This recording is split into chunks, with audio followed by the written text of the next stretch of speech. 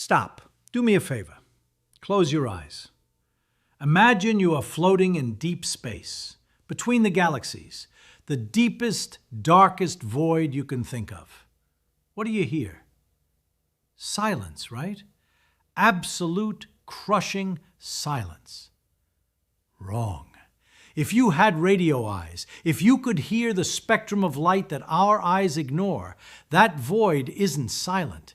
It is screaming. There is a noise coming from everywhere, not from a star, not from a galaxy, but from the empty space itself. We call it the space roar. And here is the part that keeps physicists awake at night. It shouldn't be there. We calculated the noise of every single galaxy in the universe. We added them all up. We know exactly how loud the universe should be. But when we sent a balloon called Arcade 2 to the edge of the atmosphere to listen, it heard something 6 times louder than the entire known universe combined. Think about that. There is something out there, something bigger than all the galaxies put together, generating a signal that is hitting you right now. And we have absolutely no idea what it is. Let me show you. People say silence is golden. In astrophysics, silence is expected. We are taught that space is a vacuum, no air, no medium, no sound. In space, no one can hear you scream. That's the movie line, right? And for your biological ears, it's true. Take your helmet off and you won't hear a thing before you freeze. But here's the thing. Your ears are terrible instruments. They are weak. They only pick up vibrating air. The universe doesn't speak in air. It speaks in light, in radiation, in radio waves. Here's the part nobody tells you. If you could swap your ears for radio antennas, the night sky wouldn't be dark. It wouldn't be black. It would be glowing. A constant low-frequency hum coming from every single direction at once. Now, physicists aren't stupid. We expect some hum. The universe has a temperature. It has a history. We expect a gentle whisper, a background static, like the quiet buzz of a refrigerator in an empty house. We call this the cosmic microwave background. We know it. We love it. We mapped it decades ago. But what we found recently isn't a whisper. It's a roar. Imagine walking into a library. You expect silence, maybe a cough. Instead, you hear a heavy metal concert blasting from the history section. That is the space roar. It defies the inventory of the cosmos. And to understand why it's breaking physics, we need to look at an old TV set. Do you remember those heavy, boxy TVs, the ones before flat screens? If you were old enough, you remember turning to a dead channel. You saw that snow, that chaotic black and white fuzz hissing at you. Do this right now. Imagine that sound. Shh. Here is a fact that should blow your mind. About 1% of that static is the Big Bang. Literally, you are watching the birth of the universe. We call this the cosmic microwave background, or CMB. It is the afterglow of creation. When the universe was born, it was hot and bright. Over 13.8 billion years, it expanded and cooled. That blinding light stretched out into radio waves. It is everywhere. It is the baseline noise of reality. Physicists love the CMB because it is predictable. It is smooth. It fits our equations like a tailored suit. It's about 2.7 Kelvin. Really cold. Really quiet. So we thought we had the map of the universe's noise complete. We assumed that if you took a radio telescope, pointed it at the dark sky, subtracted the stars, and subtracted this Big Bang static, you would hit zero, absolute silence, the bottom of the barrel. But here's where your intuition fails. We got arrogant. We thought we knew what silence looked like. In 2006, a team at NASA decided to test this. They didn't want to listen to the TV static. They wanted to hear what was behind the static. So they built a balloon, and they sent it to the edge of death.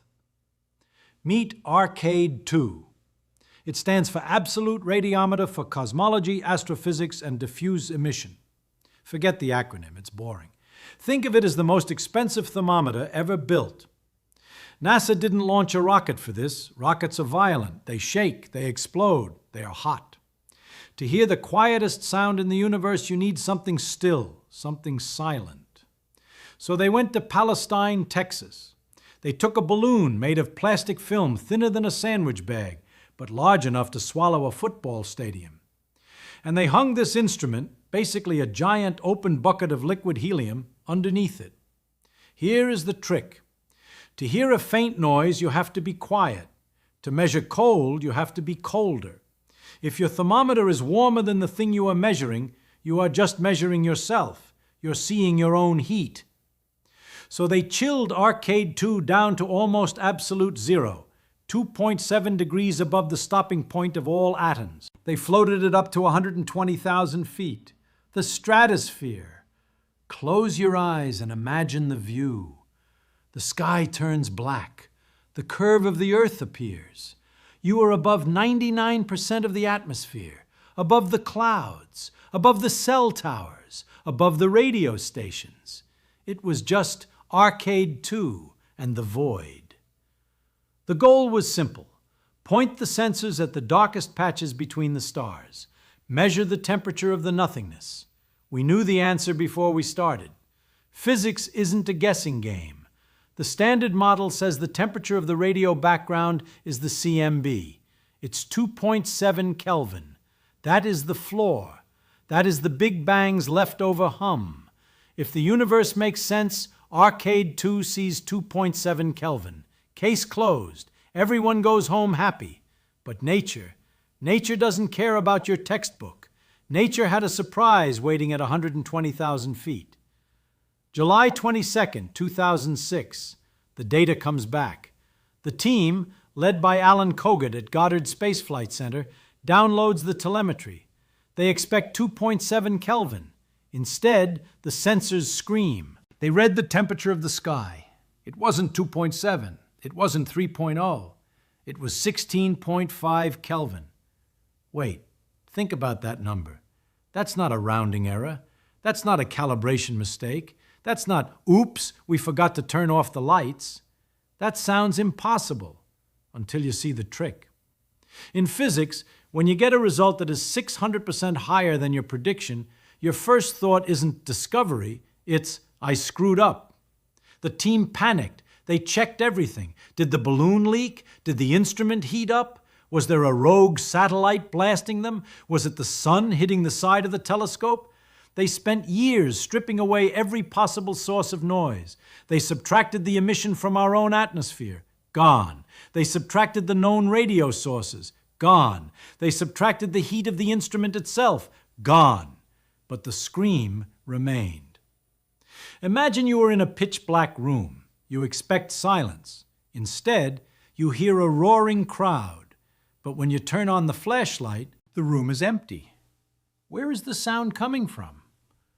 This 16.5 Kelvin signal wasn't coming from a specific point. It was uniform, isotropic, same everywhere you look. It's like the entire fabric of space was buzzing with energy we didn't account for. To generate that much radio noise, you need sources. You need things making the noise. So we did the only logical thing. We blamed the galaxies. Surely there must be billions of hidden galaxies out there, humming away in the dark, adding up to this roar, right? Wrong. Let's assume the galaxies did it. It's a safe bet, isn't it? The universe is filled with them, hundreds of billions. Every galaxy emits radio waves. The Milky Way emits radio waves. Your grandma emits radio waves, very weakly. So maybe the space roar is just the sum of all the radio signals from all the galaxies in the universe, piled on top of each other, like a stadium. One person clapping is quiet. 50,000 people clapping is a thunderclap. We call this integrated emission. The total noise of the crowd. So we ran the numbers. We took the deepest surveys of the sky. We counted the galaxies. We estimated their radio brightness. We added them up. Here's the part that hurts. It doesn't add up. Not even close. Even if you take every single galaxy we can see, even if you take every galaxy we think exists but can't see, even if you multiply their radio output by a factor of 2, you still don't get enough noise. You get maybe 20% of the roar. Where is the other 80% coming from? Let me say that again. There aren't enough galaxies in the visible universe to make this sound. If this roar is coming from galaxies, then for every galaxy we see, there must be 5 invisible ghost galaxies hiding right behind it, doing nothing but screaming radio waves. We would see them. We would see their gravity. We would see their starlight. They aren't there. So the galaxy's excuse? Dead on arrival. It's not the crowd. The stadium is empty, but the roar is still deafening. Okay, let's dig deeper. Deeper than galaxies. What was there before the galaxies? Think of someone you know who is really, really loud. Maybe it's not a lot of people whispering. Maybe it's one giant monster screaming. Enter population 3 stars, the first generation of stars after the Big Bang. These weren't your friendly yellow suns. These were monsters, hundreds of times bigger than our sun, burning fast, burning hot, exploding violently. Maybe, just maybe, their ghosts are haunting us. These stars died billions of years ago, but their radio waves, they could still be echoing around the universe, bouncing, stretching, filling up the void like smoke in a sealed room. The theory was tempting. It explained the uniform part. Since these stars were everywhere in the early universe, their radio noise would come from everywhere. Perfect. But then we ran the simulations. Here's the problem. If these first stars were that bright in radio waves, they would have been insanely bright in other wavelengths too. X-rays, infrared, visible light. They would have cooked the early universe. They would have ionized all the hydrogen. They would have left a mark we couldn't miss. If the space roar came from the first stars, the universe would look completely different today. It would be hotter. It would be messier. We looked for that mess. We looked for that heat. It's not there. The physics says no. The data says no. So it's not the galaxies. It's not the first stars. We are running out of suspects, and the scream is getting louder. Let's stop looking at the horizon for a second. Sometimes, when you hear a noise in the house, it's not the wind outside. It's the pipes inside the walls. Maybe the space roar isn't coming from the deep universe. Maybe it's coming from us. Wait, look. Our galaxy, the Milky Way, is surrounded by a giant invisible bubble of gas and magnetic fields. We call it the radio halo. Think of it like a glowing fog around a street lamp. We live inside that fog. Maybe we are just measuring our own noise? This is the most frustrating possibility. It's like trying to see the stars while standing under a streetlight. The light blinds you.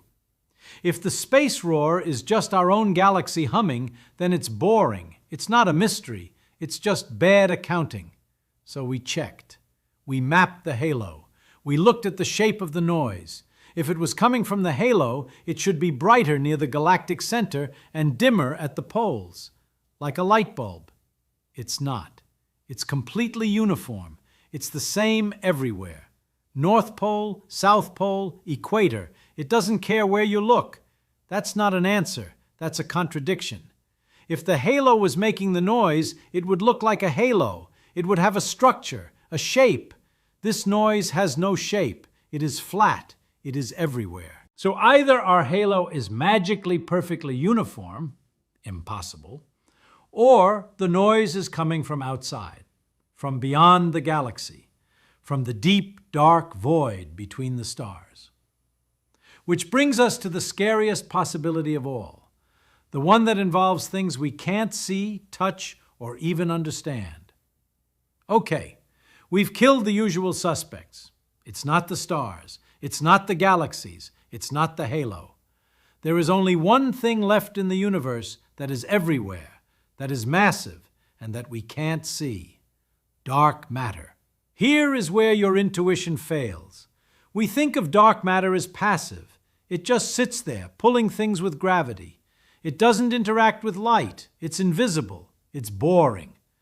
But what if it isn't? What if dark matter isn't stable? What if it decays? What if it annihilates?